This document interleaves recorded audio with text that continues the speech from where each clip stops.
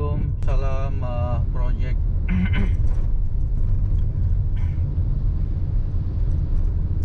Assalamualaikum, selamat pagi bersama channel Aing Ngejreng dalam perjalanan menuju sebuah kehidupan ya.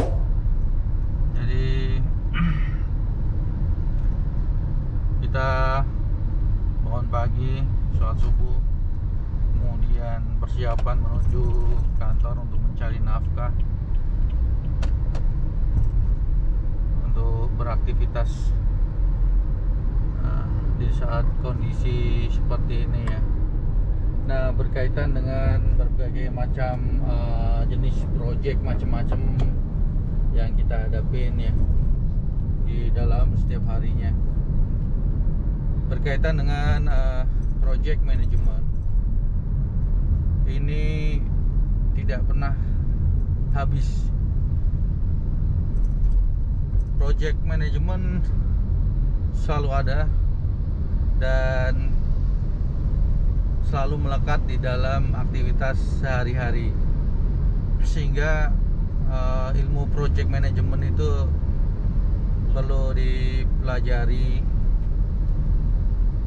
dalam kehidupan ini, sehingga kita bisa memudahkan untuk menyelesaikan semua jenis pekerjaan, baik pekerjaan di rumah, baik pekerjaan di kantor, baik pekerjaan memanage keluarga, bermasyarakat, semua sama. Jadi ilmu project management itu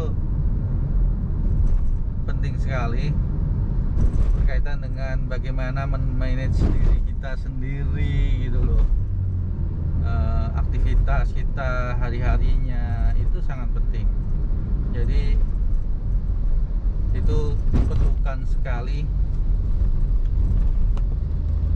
Nah, di sini bermaksud bersharing berkaitan dengan ilmu mengenai project management. Sebenarnya simple ya, yaitu PM itu nggak jauh dari PDCA. PDCA ini adalah plan, do, kemudian check, dan action.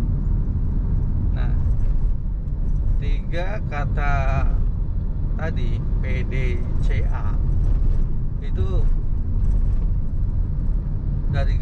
dari kata aja simple, tetapi prakteknya di dalam how to manage project itu nggak sesimpel itu. Jadi perlu belajar, perlu jam terbang. Nah, apalagi di dalam memanage project di saat kondisi dan situasi saat sekarang ini, yaitu kondisi project minus. Dalam hal ini bagaimana sih memanage project negatif? Negatif dalam hal ini adalah dalam situasi kondisi yang project yang notabene nilai budgeting project itu udah nggak masuk akal, tetapi kita harus tetap menjalankan dan memanage project itu bisa di delivery ke customer bagus. Nah, ini menjadi sebuah tantangan seorang project manager bagaimana memanage project dalam kondisi negatif. Nah, kalau memanage project dalam kondisi positif itu sudah biasa ya, artinya nggak ada challenge-nya. Nah, sekarang dituntut bagaimana sih kita bisa memanage project dalam kondisi negatif. Nah, ini perlu belajar juga kepada orang senior-senior kita yang sudah biasa memanage project dengan baik. Kita bisa belajar dari buku, bisa belajar dari praktek langsung, belajar dari dosen Anda juga bisa. Jadi kesimpulannya adalah kita di dalam menjalankan kehidupan ini nggak terlepas dari belajar.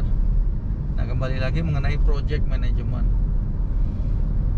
Nah, bagaimana sih seorang project di saat kondisi plus dan minus ini tetap survive dan tetap profesional sesuai dengan porsinya gitu.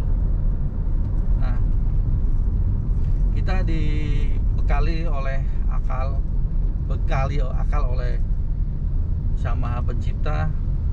Kita dituntut bagaimana sih mengolah pikiran kita untuk memanage project. Nah, ada beberapa hal kesulitan di dalam memanage project di saat budget itu jelas-jelas kurang gitu. Misalnya kita dituntut oleh customer kita mendeliver sebuah project, minta di deliver resource katakanlah 20 orang, 20 engineer. Tetapi secara budget kasat mata itu uangnya nggak cukup untuk mendeliver 20 orang. Nah, bagaimana kita bisa menjalankan sebuah project seperti itu tetap jalan dengan target yang ditentukan gitu. Nah, semoga para customer pun harus mengerti di saat kondisi minus ini boleh menuntut deliver project secara quality, tetapi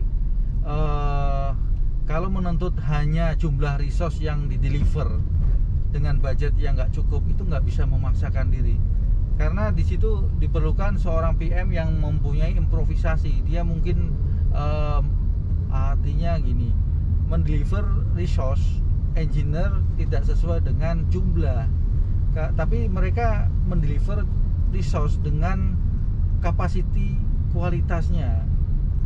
Artinya misalnya 20 orang di-deliver, tetapi di-deliver 15.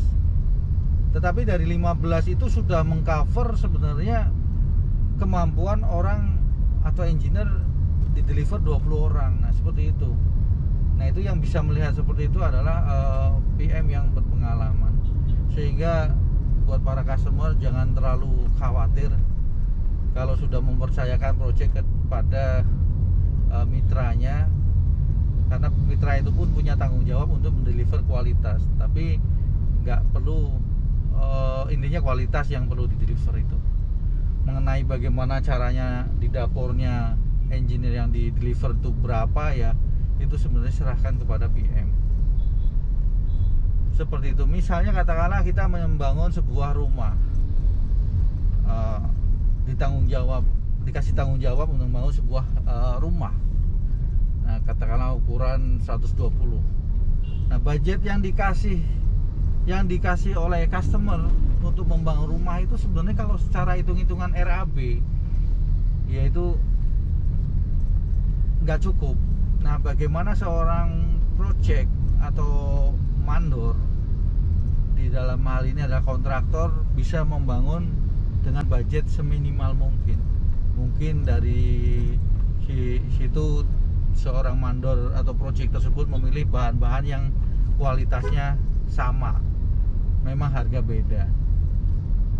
Itu bisa dilakukan. Kalau enggak juga bagaimana sih mencari seorang tukang yang bisa mengcover, misalnya satu tukang bisa mengcover 3 tukang. Nah, hal-hal seperti ini yang perlu, artinya nggak bisa dipelajari secara teori, tetapi belajar secara praktikal. Ini jam terbang, kembali lagi ke jam terbang dan pengalaman. Nah, ini sebuah sesuatu project, bagaimana how to manage project di dalam kondisi negatif ya. Nah, itu yang perlu kita pelajari dan tidak hanya mulu mengenai teori ya. Intinya prakteknya. Praktek lebih penting dalam hal ini. Dengan basic teori kita pelajari dulu. Intinya seperti itu. Nah, pagi ini hanya itu yang bisa di-sharing berkaitan dengan bagaimana sih memanage project dalam kondisi negatif. Nah, di dalam kondisi project, memanage project di dalam kondisi negatif ini diperlukan juga yang penting adalah komunikasi. Karena tanpa komunikasi itu tidak mungkin nanti terjadi kesalahpahaman. Karena itu komunikasi menjadi pendukung bagaimana sih how to manage project di dalam kondisi negatif. Ini penting sekali. Jadi jangan sungkan-sungkan berkomunikasi kepada customer, stakeholder kalau Anda sebagai project manager. Intinya ya utarakan apa adanya lah. Di sini kita menjalankan sesuatu project secara profesional dan merefer kepada PM Book 6 lah. Karena itu jangan lupa teman-teman belajar menjadi seorang PM. Nah, otomatis selain komunikasi di sini diperlukan juga maintain emosional. Ya kita harus banyak bersabar lah. Artinya di dalam memanage project di saat kondisi negatif ini tidak mudah gitu. Jadi beda dengan bagaimana memanage project dalam kondisi yang normal, yang positif. Itu aja, ini menjadi sebuah challenge. Di saat kondisi tersulit apapun kita kerjakan dengan ikhlas, kita kerjakan dengan baik, sambil kita selalu monitor. Oke, sekian, semoga bermanfaat buat semuanya.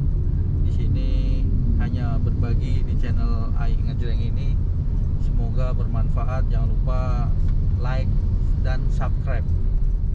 Itu aja, saya melanjutkan perjalanan mencari sebuah kehidupan. Oke, wassalamualaikum warahmatullahi wabarakatuh.